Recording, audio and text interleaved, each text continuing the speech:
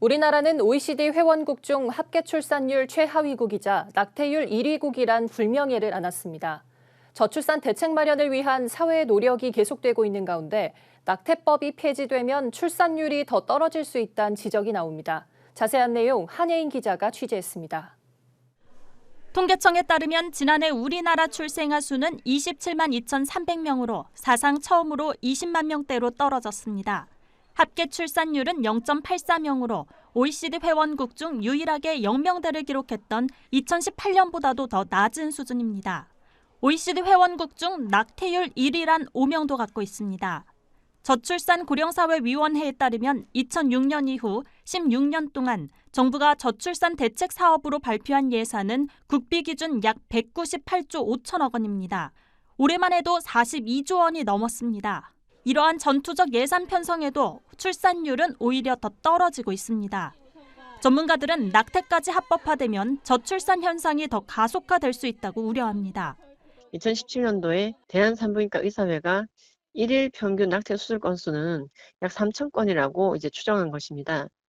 그때 당시 기준으로 약 36만 명이 해마다 태어나고 있었는데 약 3배가 죽임을 당하고 있는 겁니다. 4명의 태아 중에서 1명이 태어나고 3명은 낙태되고 있는 나라라고 할 수가 있죠.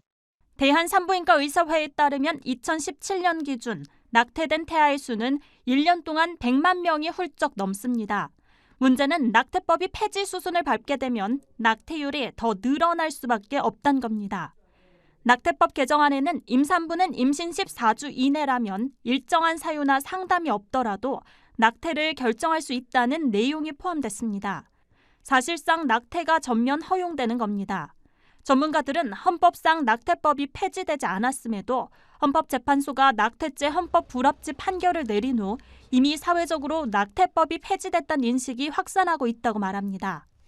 네, 원래 있었던 낙태법은 낙태 행위 자체가 전면 금지되어 있는 법입니다.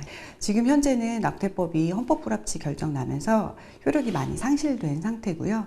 또 효력 상실 상태로 지속이 되니까 법원이나 검찰에서도 이것에 대해서 사건화하지 않기 때문에 전문가들은 저출산과 인구 감소 문제를 논할 때 낙태 합법화를 주장하면서 비혼 출산과 같은 가정 해체 현상을 통해 인구 문제를 해결하자는 발언은 굉장히 모순적이라고 강조합니다.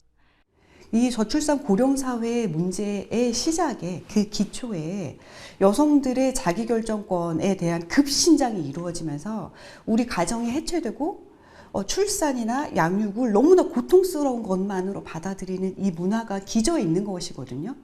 가정을 해체하는 것이나 또 낙태를 하는 것에 대해서는 받아들이면서 다르게 출산율을 상승시킬 방법을 찾으니까 그 대안으로 나오는 것이 비혼 출산을 허용하자.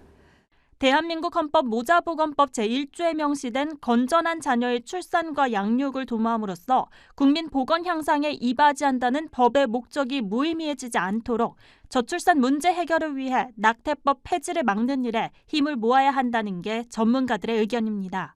구티비 뉴스 한혜인입니다.